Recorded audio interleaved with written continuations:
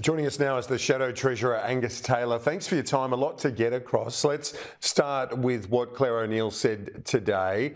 Do you accept the government has made the best of a bad situation off the back of the High Court ruling on indefinite detention? Good to be with you, Kieran. Absolutely not. This government has been asleep at the wheel. It's been distracted. It hasn't been focused on the main game, whether it's cost of living or community safety. It was very clear this week they were caught on the back foot. The legislation that ultimately went through was with strong amendments that came from us.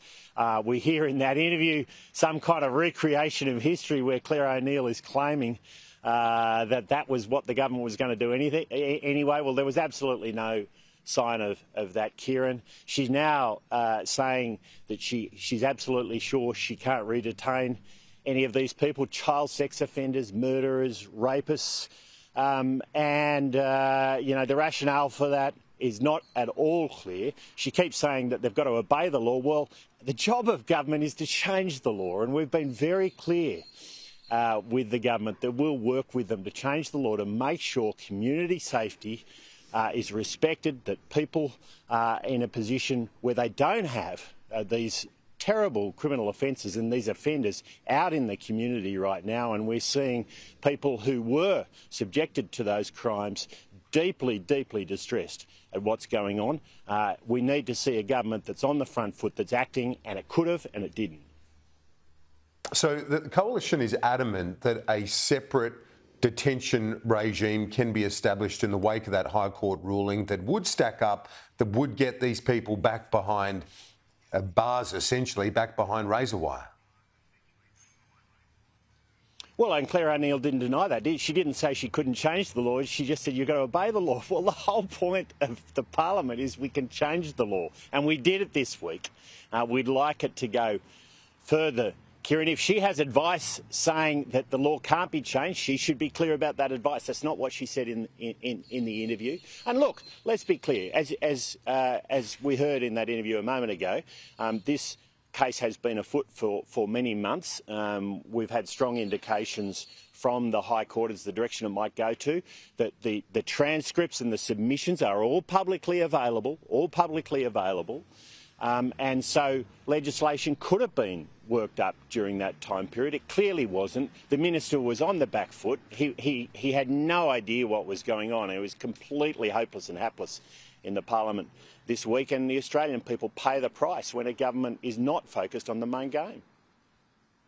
Let's look at some issues in the economy and the budget now. The government reining in some blowouts in infrastructure spending. You've been saying the government needs to be more prudent in terms of its spending right now to put downward pressure on inflation. Why haven't you welcomed this announcement from the government? Well, because what you need to do when you're facing a cost of living crisis is take pressure off the least productive spending. Now, let's put this in perspective. Infrastructure spending is 12 out of almost $600 billion of spending. It's a couple of percent. It's a tiny proportion of the total budget. It is amongst the most productive spending a government can make. And so this is not where roads and transport infrastructure in particular, this is not where you're going to find those sorts of savings. Now, there are projects in the infrastructure budget that we think are not productive. The suburban rail loop in Melbourne, for instance, doesn't pass the pub test, certainly doesn't pass the cost-benefit test, Kieran, to any real degree. And, they're the sort of projects which are unproductive, which are not helping our economy, which are not growing the supply side of the economy, which are not going to take pressure off inflation. They're the projects you don't need to proceed with. Jane Hume, your colleague, said that the Prime Minister needs to bring his state colleagues with him to coordinate the timeline of when infrastructure projects come on so you don't push up the cost and that the price of construction as well. In response to that, isn't she almost endorsing the government's approach here, saying that you can't just have a flood of money going into infrastructure spending right now with inflation running hot? Not at all, Kerry. Let's put this in perspective. We're talking about a $12 billion budget. Now, in recent months, since Labor got into government, they've added $188 billion of spending.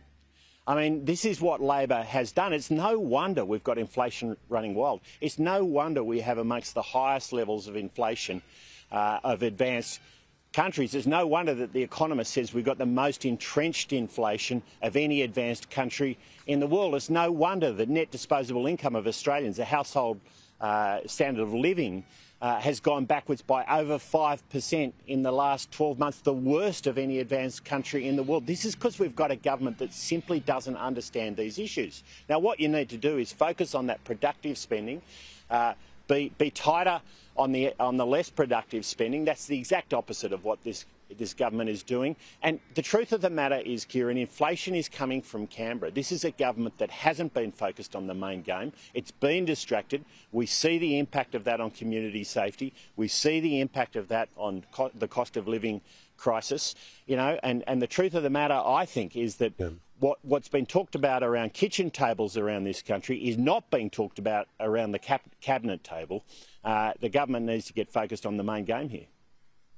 Hasn't inflation here, though, peaked later and lower than other advanced economies? And don't you take a bit of heart from seeing inflation come down in Europe and particularly in the United States? Isn't that encouraging for our outlook heading into 2024? What it tells us is we're in almost the worst position in the world. We're amongst the very highest. We see another article out yesterday in the Financial Review saying we are amongst the very highest of any advanced country in terms of inflation. The Economist tells us that we've got the most entrenched inflation of any advanced economy. We've got net disposable income going backwards over 5%. We've got real wages for a working family back 5% in the last 12 months. I mean, these are disastrous circumstances, and they're at the wrong end of the spectrum compared to our peer countries. You know, this is a government that likes to say this is all international. Well, why is it that we're worse, Kieran? Why is it that we're in a worse position than all our peers? And as I say, it's a government that's asleep at the wheel, it's distracted, it's been focused on all the wrong issues, and I think the Australian people are seeing the result of that right now, whether it's community safety or cost of living. You don't think they get some credit for real wages starting to look more promising? It's still been falling with inflation higher, but wages growth has been evident. Won't they get some credit for that? And also unemployment, the rate not getting worse right now. It's up a little bit, ticked up a bit, but it's still within sort of historically very impressive areas. Isn't the government holding the economy up despite the international pressures? Well, there's a couple of pieces to this. The first, in terms of real wages have gone backwards in the last 12 months, and you don't need to ask me that. You just need to. Australians will tell you. I mean, they don't need to see the data. They know. They know the purchasing power of their pay packets has gone backwards in the last 12 months. It's not your pay packet that counts, it's the purchasing power of that pay packet, what it can buy, and it's gone sharply backwards, particularly for working families, Kieran, and that's an enormous amount of pain. In terms of the economy, the second part of your question, the truth is the only thing that is keeping our economy afloat right now is immigration. It's population growth. That's it. GDP per person has gone backwards 2 quarters in a row. That's a GDP per person recession. And jobs growth is consistent with that immigration rate. That's it. I mean, if you're only creating jobs because more people are coming to the country, that's not the economy you want to have. And, you know, again, Australians are feeling this. They're seeing it. They're going backwards. We've got an extraordinarily high rate of immigration. If you look at, yes, let me just make that comparison, because it was going backwards through the last, in June 2022, it was negative 3.4%. That's at the end of your time in office. The September 23, negative 1.4%. That's a significant improvement. Kieran, for a working family, real wages have gone back by 5%. Net disposable income, the worst of any advanced country in the world, backwards 5.1% in the last year. We are absolutely at the wrong end of where you want to be. We're back of the pack here. We are absolutely back of the pack. And the government likes to say this is all international. Well, I tell you what, if it was all international, we'd be in a better position than we are today. They've got their priorities wrong. We've had a Prime Minister obsessed with his failed referendum, a Prime Minister who's obsessed with his overseas trips. You should be able to balance overseas trips with dealing with these issues. The trouble with this Prime Minister is he simply can't. He seems incapable of it. And Australians, as I say, they're paying a very high price, whether it's community safety, cost of living crisis. They're going backwards fast. And as I say, you don't need to see the data to know this. You just need to talk to Australians. And we're hearing it. Any politician out on the ground listening to their constituents, we hear it every day. Shadow Treasurer Angus Taylor joining us live from Goulburn this Sunday. Thanks. Good to be with you, Kieran.